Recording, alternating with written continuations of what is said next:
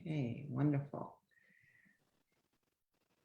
Thank you for joining the webinar this afternoon. Please keep in mind our reminder for those who are live with us in our webinar to please remain muted at all times to ensure there is no disruption to the live cast on our Facebook.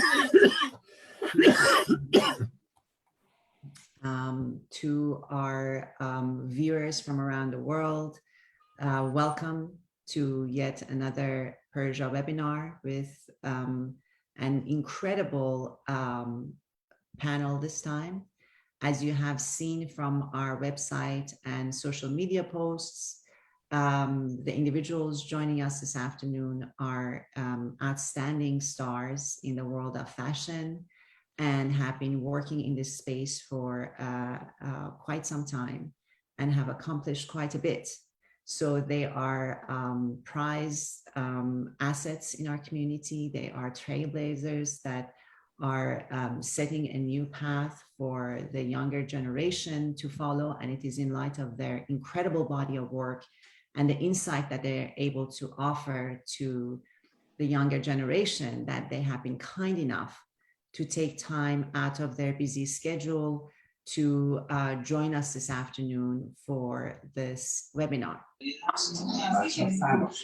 Once again, I'd like to remind everyone who is live to please ensure that you remain on mute at all time, and the videos are also kept off so that the live cast can happen without any disruption. We appreciate your understanding and collaboration in this regard. Without taking any more of your time, I'd like to introduce our panelists this afternoon. We will be hearing first from Sadegh Dolatshahi, who is the top British-Iranian fashion sales and marketing expert with skills in leadership, management, and luxury brand development. To those of us who are familiar with Persian culture, he is, of course, a Persian aristocrat by birth, coming from an incredible family. And in light of his lineage, it's no surprise that he has accomplished all that he has and continues to liven our community with his amazing contributions in this field. We also have with us Affe Adel, Affe Adel, who's a successful British-Iranian entrepreneur. She has been in the world of fashion, in the world of music, in the world of management, in startup for some time. And at this point in her incredible career and life, she is launching a new space for women, the Generation Z or Z women, to X. Sorry, my mistake. I'm getting ahead of myself. Generation X in the world of fashion to bring meaningful experiences to the concept of beauty and fashion for this particular segment of the population. Finally, we have with us today wonderful Farnoosh Hamidian, who is who started as a model when she was a teenager in Iran, which is quite a daring thing to do given the socio-political space of Iran at this point in our history. She then moved to Europe and was signed up with MMG models and Brave models at the age of 28, which again in itself is quite an accomplishment.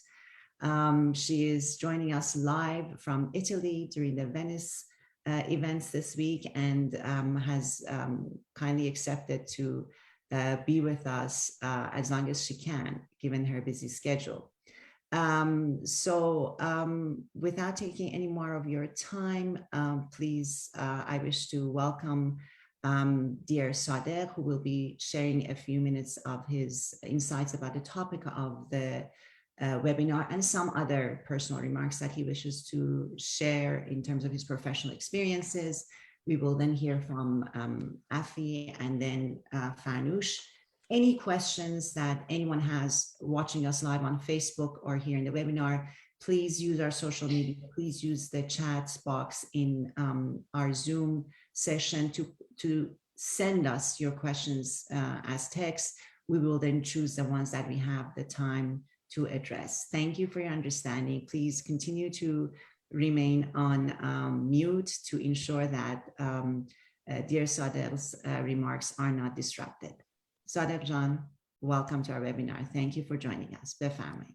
And thank you for your kind words. You know, you gave all three of us an amazing write-up. So I hope we live up to your kind words. The topic of our conversation is obviously the topic of today, which is the pandemic and how it changed fashion and it changed the world, really. I mean, when the pandemic first started, no one knew what was going on. We were all locked up, told by our governments to sit at home and not move. So, you know, the only escape and the only contact we had with the real world became the internet. So people who weren't used to either going online or shopping online had no choice but to log on. And this is one of the biggest changes that the pandemic had, that it made people comfortable shop online. They started with necessities, so obviously food and things they needed for everyday survival. And then comfortable shop online. They started with necessities, so I think I'm survival. And then comfortable shop online. They started with necessities, so I think I'm survival. And then Hi, Joan, there's an echo going on somewhere. There's an echo. I'm sorry for that. I like to ensure that everyone. Because Farnoosh and Aeffe have to go on mute too, I guess. No, I don't know where the issue was coming from. I think it is. Anyway, I'll continue. And if there's an echo, I hope people understand what I'm trying to say. So you know, being at home and all of us locked up, our health became very important for us. So, you know, people wanted to look after their health. They wanted to stay healthy, not to catch COVID. So they started shopping online. You know, they started buying trainers, joggers, you know, easy everyday thing, which for some people was a first. So online shopping had an immense boost, whether it was from Amazon or whether it was from any other retailer. It just opened it up completely. And people who were not used to it before, they had no choice but to log on. After a while, after the first, the second, and in some cases the third lockdown, people thought, well, this is a way of life. This is what's going to happen for the foreseeable future. So they started actually shopping for luxury items. So e-tailers like Net-a-Porter, My Teresa. So this trend of people starting to slowly buying clothes, because we were dipping in and out of pandemic, and it was much easier, and most retail shops were closed. So it was much easier for them to log on and buy whatever they needed. Actually, luxury sales account at present for 23%. 23% of luxury sales worldwide are online. And within the next 3 years, they're supposed to be jumping to 32%. So you know, in the foreseeable future, 50% of luxury sales, whether it's your handbags or Gucci loafers, will be done on the net, which is amazing. And it shows how strong it is. Obviously, with everyone shopping online, then, you know, the stores are suffering, because most of the stores, such as Selfridges, Harrods, were closed, Neiman Marcus. And for this reason, you know, stores have a hard, they have to reinvent themselves in a way now, because, you know, people are reluctant to go shopping. They found out how comfortable it is to shop from your sofa. So, you know, online, you know, bricks and mortar shops have a challenge in their hand. At the same time, you know, being in fashion, all the fashion shows, all the trade shows, they all went online. They were all digital. Even webinars, even meetings, even sales meetings is all done on the internet, as we are doing it at present. So I think the long-term effects and some of the convenience of having communication online is here to stay. People will not immediately switch back to face-to-face. And I think if you're traveling, you know, we are in international world, different time zones, it's much easier to do it digitally now. So this is a way of life.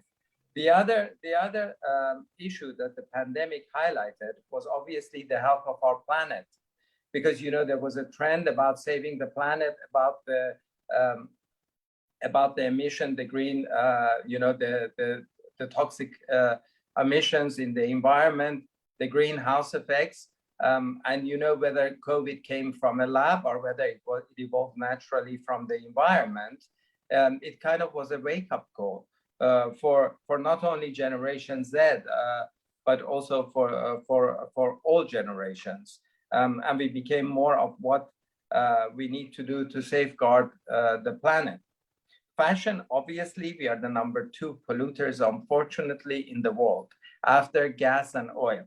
So, you know, to manufacture fabrication and to dye fabrics, we use a lot of carbon dioxide. So, you know, we burn a lot of carbon and there's a lot of emissions there. So, you know, companies like ours are trying to switch to environmentally friendly ways of manufacturing, because, you know, we cannot pollute the environment in such a way. 6 to 10% of greenhouse emissions are caused directly by fashion industry, which is quite high when you consider. So 1/10 of the pollution of the environment is caused directly by us. Wonderful. So sustainability has become a byword. This is what we also have to look. Also, with mass market like high street shops, they are the biggest polluters because obviously they're doing bigger quantity and they use cheaper manufacturing. So I think designers who produce less, better quality, and are more careful about how the production line is set up are the way to go. Also, there's a huge rise of resale sites. So, you know, secondhand shops are doing booming business because, you know, if you buy pre-loved and secondhand clothes, you're recycling. So it's the most environmental friendly way of shopping. So sites like Real and Vestia are doing record business. Wonderful.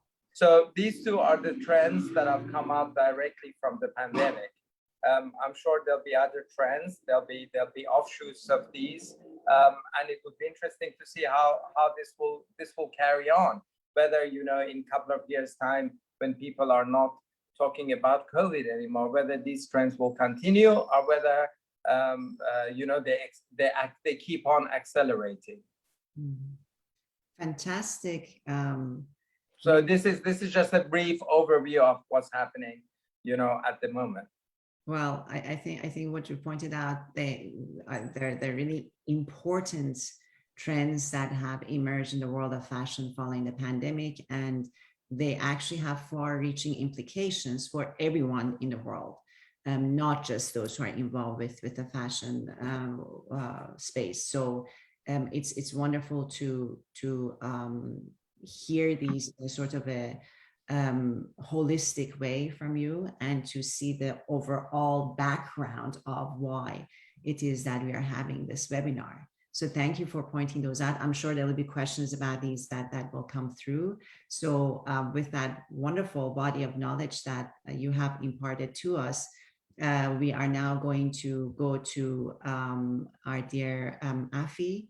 I want to remind everyone to please keep your audios and videos off so that there's no disruption to the live cast on our Facebook page. Thank you for your understanding. So Aeffe, John, we're all yours. We look forward to now hearing from you about what you're doing in the world of fashion. Thank you. I was actually going to say, it's probably best that we all shut up shop because Sadegh covered it all.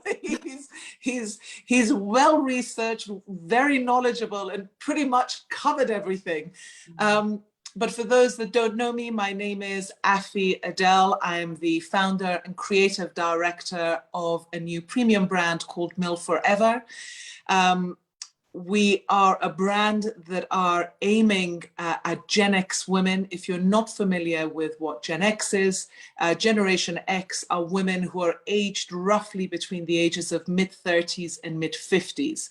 And the reason why I'm targeting that demographic of women is because I believe that these women have achieved so much. They're not just ready for the next challenge, they're fully charged for it. It's a demographic of women that sometimes get left behind a little bit because we're in an age group where we have moved on, we're getting married, we're having children, we're busy with our children and with our lives, and the fashion industry doesn't necessarily target their fashion to us, because a lot of what we see on the high street is very young fashion. That's when it's for the millennials and for the Gen Zs, not the Gen Xs. And also in terms of all the advertising we see, again, it's very sexualized, it's midriffs, and I'd love to put my midriff out, but after 2 babies, I think I'm going to hold that back. So I think this generation of women are very, I'd love to empower them. And this is what I'm aiming to do with our new brand. So as Tahir Joan said, I'm a serial entrepreneur. I've started a number of businesses. I IPO'd my first business on MILFOREVER when I was 30 years old. And I've been involved in everything from film, music, and management, and now fashion. So looking at the power of the internet in a post-pandemic and the post-pandemic fashion world, what's happened? Now, adding to everything that Sadegh said, I think it's really important to see that if you're a new brand and you are about to launch a business in any time, pre, post, pandemic, anytime, it's already really quite difficult. And the reason for that is that your competition out there can outspend you, outmarket you. There really has to be a core difference about you, and hence why I'm aiming very much at Generation X, and I can talk to you a little bit more about that.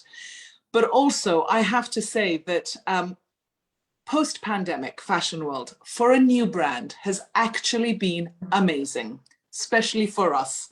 And the reasons are, previously as a new brand, I had to sell my soul to sales agents to take my clothes or whatever items that I was selling so that they could then go, because they have the relationships with department stores and shops. And what they would do is, if my item, for instance, was say £20, they would buy it from me at 2.5 times. So they'd buy it from me at £70.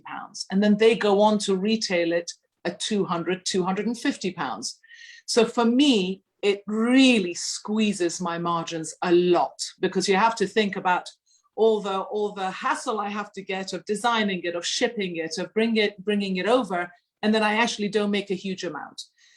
The other thing is that I would have to try and attract investment. I would probably have to follow my competitors, and that would be investing in bricks and mortar. So I would have a shop, because people would say, if you're launching a brand, if you don't have a shop, how are you going to sell? So I'd have to do that, which means paying high rents, paying high rates, paying staff, marketing, and all of that. Well, the great thing is, post-pandemic, as Sadegh said, everything's gone online, or majority of it has, which for us is amazing. You know, we've got social media. Everyone is on social media, online. As Sadegh said, everyone is now shopping online. Do you know what? An interesting fact, actually, Ocado, which some people shop on, you know, which used to be Waitrose, now it's Marks and Spencer's, launched in the year 2000. eBay launched in 1995, as did Amazon. This is over 20 years ago. So when I hear of brands that have actually folded and haven't done so well in the pandemic because they had to close up their shops and they couldn't, you know, manage their retail business, what I would say to them, sadly, is shame on you. You had a 20-year gap where you could have followed the trend, moved online. You saw it happening. They should have gotten ready. They didn't, and hence now they're suffering quite a bit. So for a new brand, it's actually been great, because all my marketing is via social media, TikTok, you know, all of that is there, and it's accessible by everyone. And actually, an interesting fact is 34% of Gen Xers shop online. That is the largest of any other generation segment. So again, for us, that's great. The other thing is 77.5% of Gen Xers are social media users. Again, that's great for me. So what that's meant for a new brand that is launching now is that if I do want to go and speak to landlords, if I do want to invest in a shop, actually landlords now have had to adopt new strategies because they're suffering so much on the high street. So what they're now doing to entice brands is they're working with us in performance-related contracts and revenue shares. It's not the old days of you pay me the rent and you go and pay the rates, and you know, if you make money, great, and if you don't, tough, I've got other people that can come and take this retail space. It doesn't work like that anymore. So actually, it's really shifted and changed. And for us, I think it's been absolutely amazing. The hardest thing, obviously, for a new brand is if you're manufacturing abroad. And for us, we're manufacturing in Turkey. That's been obviously very difficult in terms of transport and also factories closing down. I mean, my own experiences with a whole new factory, they've had to close down 3 times, which means that as a smaller brand, it's a lot harder to work with these factories because either they moved to PPE, they had to do all of that, so they didn't have time for me. But also the fact that Turkey, for instance, for the past, so many months has been on the red list. I can't even go and visit them. And I do know that quite a number of factories have actually gone bust, have gone under. But the other side is a lot of them have actually become really busy because people that used to manufacture in China and India are no longer doing it. They've brought it all into Turkey. So again, that cuts me out. So there have been pros and cons to the pandemic. But by and large, I have to say, whilst the face of it all has changed and people are thinking differently, they're shopping differently, the way they, like Sadegh said, the way they think and the way they shop, their habits have all changed. And again, for a new brand, I think it's been much better than I guess some older brands. So that's for me. I mean, if there are any further questions afterwards, I'd be happy to answer them. That's a fantastic, again, a really nice holistic image of what it's like to want to get into manufacturing and launching a new brand in the post-pandemic fashion world. So I'm sure it provides a number of insights to the younger generation who may want to get into this space. Incidentally, the particular market that you're targeting really are the population with the highest level of disposable income in any sector. Absolutely. So it's again, as you're doing, it's another testament to the empowerment of women and what impact it can have in saving our socioeconomic dynamics following the pandemic. So thank you very much for everything that you've shared with us so far. Farushan, we're now over to you. We love to hear from you. Tell us about your journey so far. How has your experience as a model changed following the pandemic? And any insights you may have for those who are trying to make it in this business as Iranians who want to get into modeling. Hello, everybody. Of course, before I start anything else, maybe some people don't know, my name is Farushan Hamidian, and I want to say that three of my friends, you guys, are very well prepared compared to me. I'm not as prepared, and as you can see, I'm in a hotel room. I'm at the Venice Film Festival. Today is the 3rd day of my red carpet, and it's going to be my journey till, in this period of time for the Venice Film Festival, and I'll go back. But what I want to say is that this Venice Film Festival, this one, and also the Cannes Film Festival, it all showed me something really new, in a sense that how pandemic can change so many different things in the world that we personally may think that they are irrelevant to science or irrelevant to COVID or anything related to, is a virus. It doesn't have to do anything with me or my job, but what we saw was before the pandemic, fashion industry was more conservative, let me put it that way. Pandemic kind of caused people, as you guys mentioned, for people to care about different things.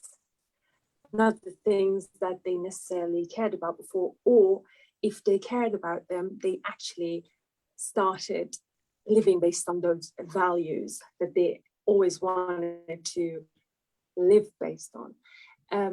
For example, racism, for example, inclusivity in the fashion industry. Before that, I was not very much loved. I'm not saying I wasn't loved at all, but I worked very hard as an Iranian woman, as a 8 years old Iranian woman, who was not married at the time.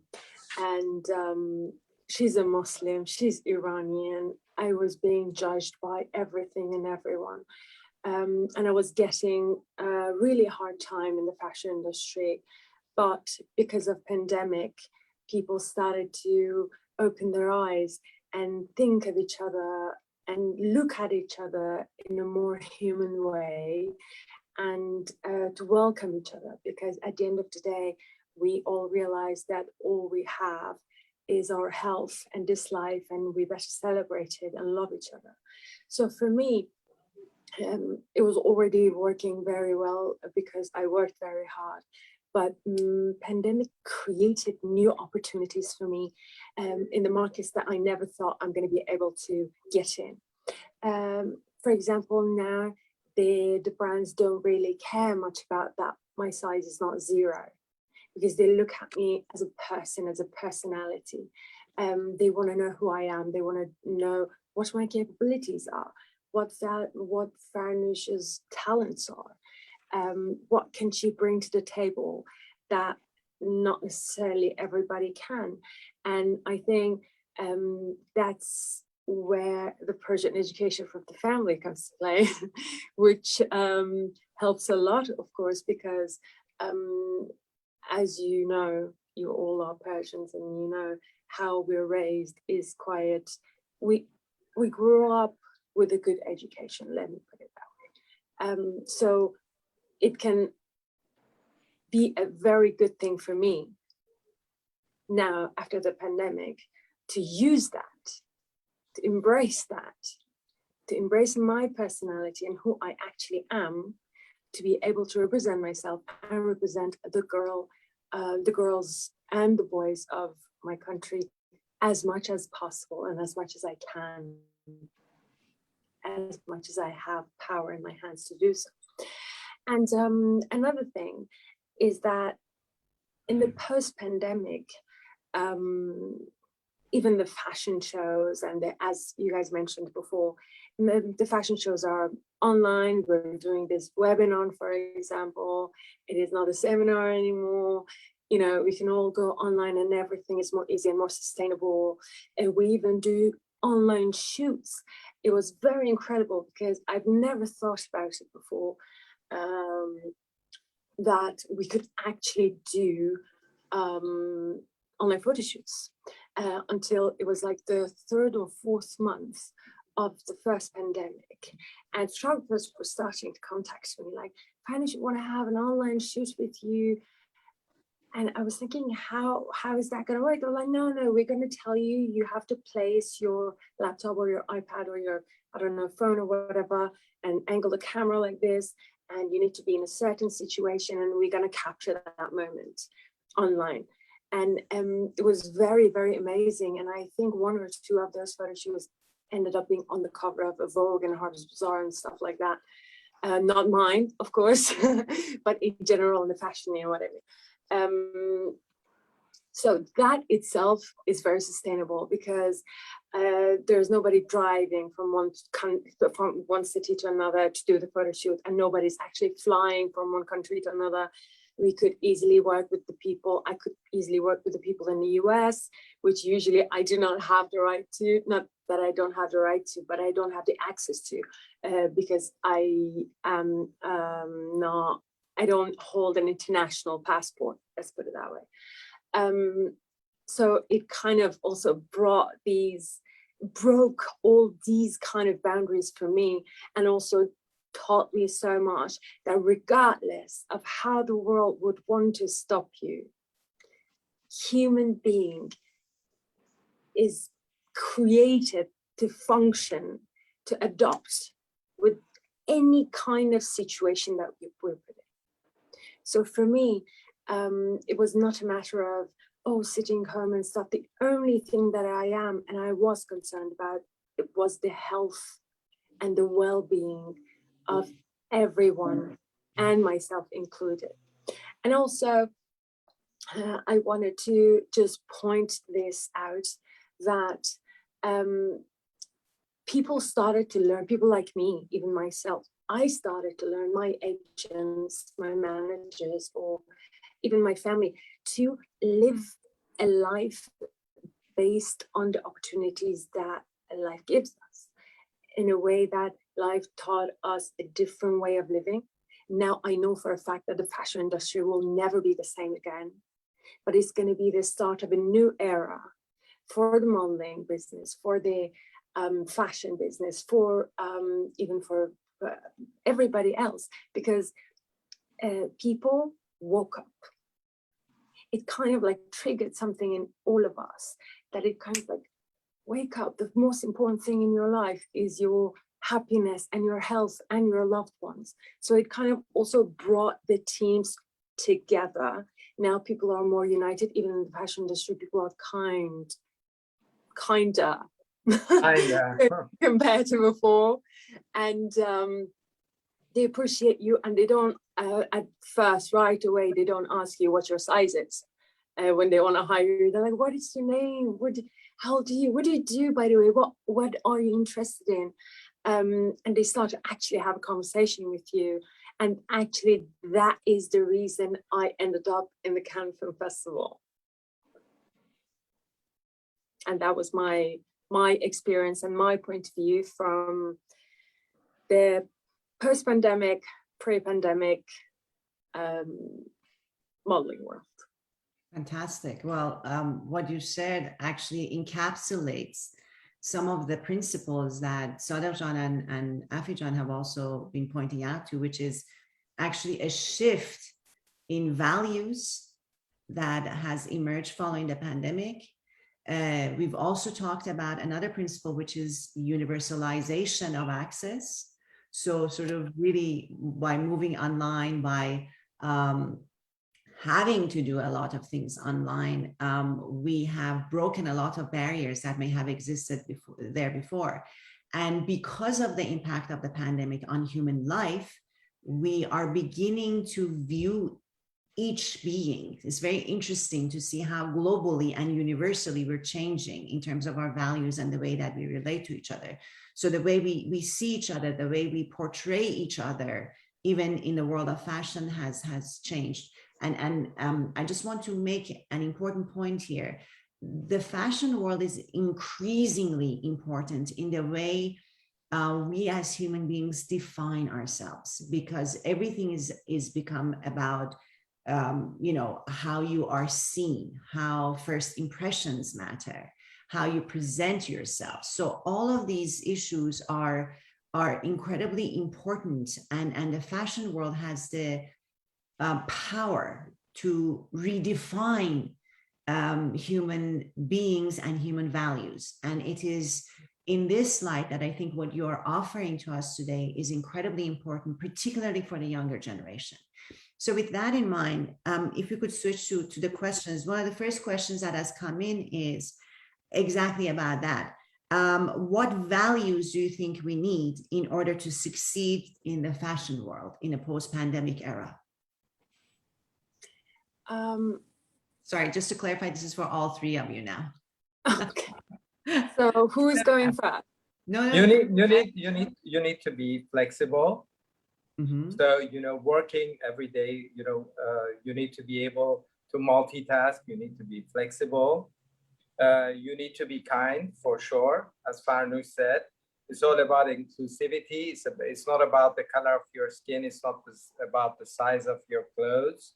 So it's a different approach. It's not an elitist business anymore, fashion. It's a business that's become inclusive. And this is the way it should really go. So if you go into fashion, you should be humble. You shouldn't think that, you're joining an exclusive or an elitist kind of business. This is my perspective. That's an incredible, I agree, moving perspective, really. Thank you very much for saying that, Sadegh. I think that's in every sector of the economy, we're seeing that the need for humility, that concept of service and a wanting to be a source of good is incredibly important socially and economically. So thank you for pointing that out, because that really makes a huge difference for the younger generation. Over to our two other panelists, Befaming. No, I agree with Sadegh. It's the world's changed, the marketplace has changed. You know, it's everything. Pretty much what he said is it's really about inclusivity and in everything. So within the fashion industry, I think Farnoosh John said, look, they don't expect her to be a size 0 anymore.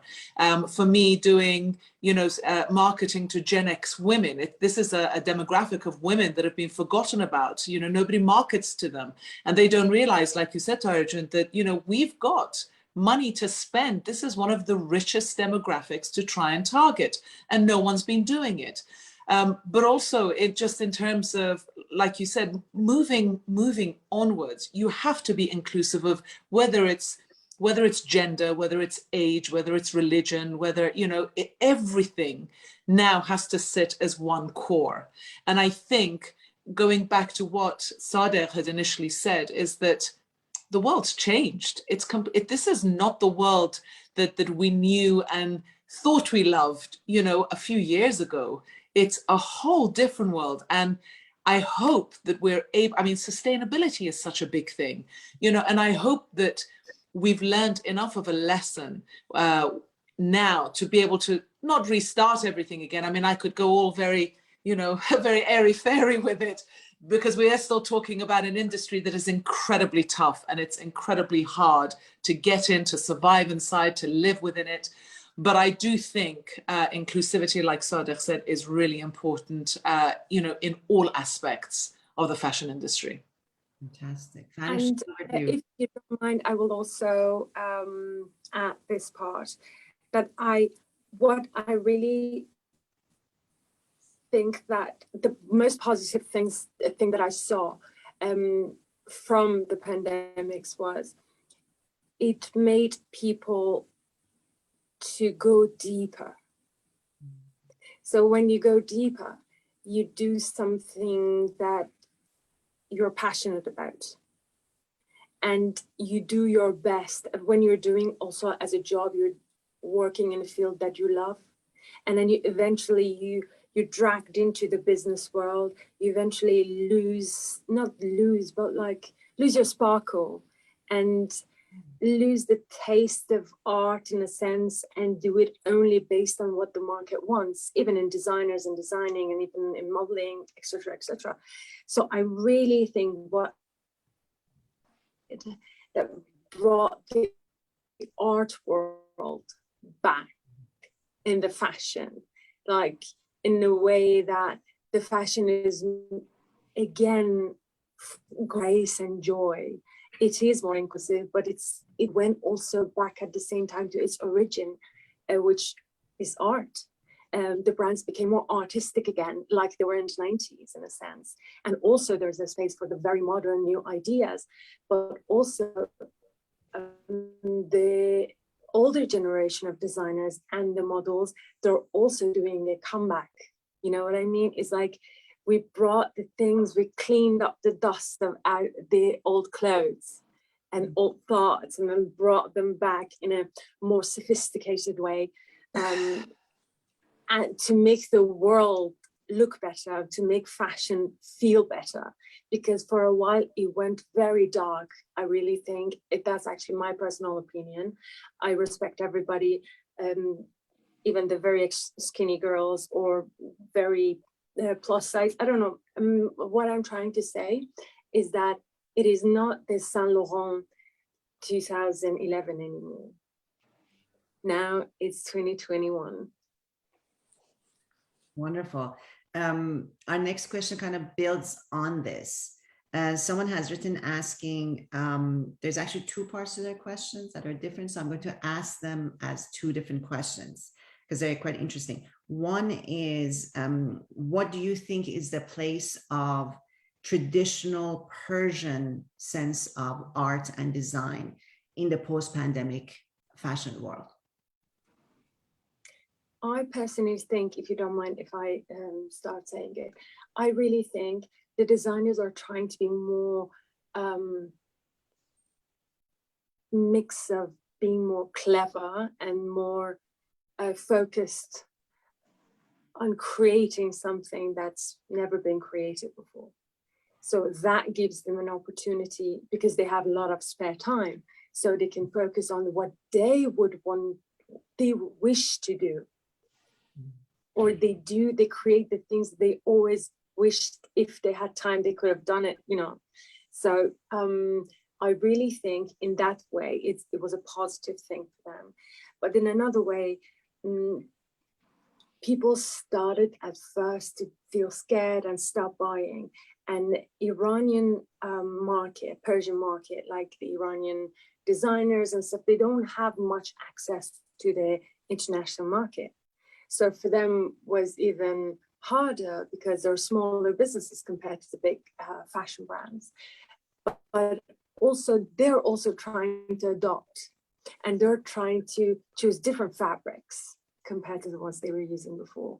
And they're trying to create clothes that it can be used for more than one season, in a way that, like, you can wear these clothes nearly for 6 months instead of one season. Like, weather-wise, I mean, not necessarily is for, I don't know, summer. You can also wear it during the springtime. So it's more economically reasonable. So that is my point of view. Fantastic. Thank you very much. Sadegh John, over to you, because I think you would have a lot to say about this, no? Can you repeat the question, please? Were you thinking something else? I got carried away with what Farnoosh was saying. No, the question was, what do you think is the place of traditional Persian art and design in the post-pandemic fashion world? But you know, Iran is deeply steeped in culture with you know, and our art, you know, going back centuries, is a source of inspiration for everyone. But unfortunately, I don't have great knowledge of the designers that are working in Iran at the moment. And I know, as Farnoosh said, they're working in very difficult environment. You know, they have limitations on actually what they can actually design. So from a designer's perspective, especially women's wear, they're much more limited in their creativity. So it's tougher for Iranians. You know, inside the country, outside the country is of course easier. But you know, considering Iran has been a source of good taste in Middle East for hundreds of years, we haven't, as a nation, managed to produce an international designer.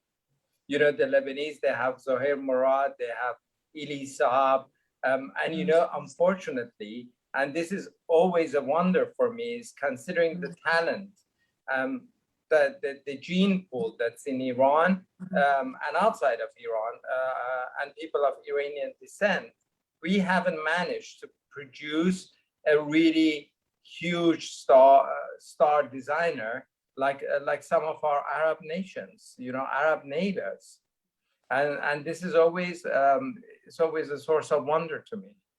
So maybe Farnoosh can, you know, Farnoosh having been in Iran, maybe she can explain better why the situation is like this. Farnoosh, if you can keep it brief, because we've got a lot of questions to go through, and we have to hear from Iranian designers out of Iran that I actually know they're incredible and they're working well. And for some reason, they're not really stating that they're Iranians. One of them is called Gaia, and the other one is Amiri, and they're like superstars, of course, we all know. And Amiri is the only one, I must say. out of guys, all also for the girls is a new trend, is a breeze of fresh air, is very something between Jacquemus and Saint Laurent. And I think they're really cool, but they're not, I'm not judging and I'm not complaining. I'm just stating facts in a way that they're just not embracing them being Persian. I think they are doing it because they're afraid if they're going to be jeopardized, their work is going to be jeopardized because of the political and geopolitical situation in the world. possibly. Thank you. Wow. John, anything from you on this question, Aziz? No, I mean, everything that Sadegh said, I mean, he made a very interesting point. I am as surprised to not know of any, you know, big famous Iranian designers. So if anyone's watching this, if you've got any great ideas, if you've got great designs, do you know what? It's like, it's any entrepreneur, any designer, you know, like Sadegh said again, we've got one of the richest histories in the world. You're talking about over 3,000 years. You know, everything about our culture is so rich and it's so beautiful. There is no reason why it shouldn't be used. And you know what, when you do use it, it does get picked up. We just need someone to have that the guts to bring it to the forefront. When I was in music, the way I differentiated my music to everybody else that was there is I used the dombak. In all my songs, there was a dombak, just that little bit different. And that's not exclusive to Iranians, but it always made people ask the question, oh, where are you from? And that's what I wanted them to get. And if anyone's watching this, if we've got any wonderful youth that are looking at getting into fashion, I'd say, don't be scared. There's none there. It doesn't mean you shouldn't do it. You know, use your culture, use your history and start designing. We've got that beautiful peacock feathers and thrones. And, you know, there's so much history in our culture. It needs to be used. Yes. You know, the paisley pattern originated in Iran. Absolutely. So, you know, what our message is, embrace your culture and design going back into the history of our country. Yeah. Sadegh, you stole the words out of my mouth. I was just going to say, absolutely. You know, designs from some of the biggest names in the industry that use the paisley, and that comes from Iran. So, Etra is one of the brands that's going back to and using old Persian patterns all the time, and we are not doing it ourselves. Exactly. Hermes did 2 collections also based on the Persian what's it called, miniature. Well, the next question sort of builds on this again. It is, what do you think is the next big trend in fashion? But you know, post-pandemic, the trend was going towards tailoring, about dressing up, smart clothing, and there were you know, speculations that once the pandemic finishes, it's going to be like the roaring 20s, and everyone's going to dress up and everyone's going to party, and it actually hasn't happened. Yeah. You know, because the economies are more or less open, people are going out, but the mood is still quiet, understated. The trend of the fashion at present is minimal. So this is one of the biggest fashion trends, and you know, fashion goes through ups and downs. So today everything has to be minimal like the 90s, and then in 10 years time we will go back to the maximalist trends. So the trends of the moment are simple, easy, comfortable. It's all about, you know, feeling comfortable in your own skin, wearing the clothes and your way of thinking, like Farnoosh mentioned. So you know, we had a lot of time sitting in our PJs and in our tracksuits at home for over a year, and you know, it's not so easy getting into a pair of you know, tight leather pants, you know, and the people are not going out as much. I mean, even the people that I know that socialize, no one is dressing up that much. I think things are going to slowly pick up, but if we are not going to go back to dressing up and becoming peacocks anytime soon. I don't see it happening. I think at least another 12 months, perhaps. Well, I know what the next trend is. I'll let you all in on a secret. If you didn't know, it's jeans. That's It's your a brand called MILFOREVER. That's what the next big trend is. Don't tell anyone, just get on the bandwagon. That's where we're going. I love the subtle way you're plugging your very subtle. Well done. Well done. Gliding. There's a question that is coming in Persian that again relates to this, and specifically for Sadegh Jan, but I think everybody else could contribute to, just keeping in mind that we have 10 minutes left to the official conclusion of the webinar. The question is, what is your recommendation to young Iranian designers? How can they, in this highly competitive world of fashion, find their place? Is there any space to advance in this particular industry, and where should we start from? The easiest way to start, is to gain experience. So if I were a young fashion student, because rather than trying to open up my own fashion house, I would go and I would get the experience by working for other fashion designers. So if you are graduating from a fashion school, if you are entering a fashion school, work hard to learn the basic skills and then go and learn the experience working for someone else. All the great fashion designers such as Gianni Versace, Franco Moschino, they all, John Galliano, they all went and worked for other design houses and learned and honed their skills while working for them. And then when they felt ready, they opened up their own atelier. But don't go and try to become a star designer tomorrow. It doesn't happen like that, unfortunately. You have to work very hard. And for many years until you have your place in the sun. This is my advice. That's fantastic, because it kind of goes back to what you said earlier about that posture of humility in this industry. You have to know, but also, designing, you have to be, of course, creative, but you also have to have some skills. It's all about the cut. It's all about construction of the garments. It's fine being creative, but I can be creative, but I can't cut a jacket for the life of me. So you have to know the know-how. Absolutely. Affe Jan or any comments? Do you mind if I just share something? What I really faced with working, because I worked in Iran also, I worked with so many Iranian designers, very talented ones, and some that they were new designers and they were upcoming, they were the people that were actually trying to make it. And also with some very amazing Iranian designers outside of the country. What really triggered me was that it's a good and bad thing at the same time to be proud of yourself. We all are Persians and we're all like super proud of ourselves, but it also can be destructive in a way that it kind of stops you from willing to learn. And as Sadegh Jan Azizam said, that you need to go and actually work for somebody, and you need to be willing to just make a decision and work hard and say and admit, I don't know. We Iranians, unfortunately, we have problems with saying, I don't know. We know everything about everything.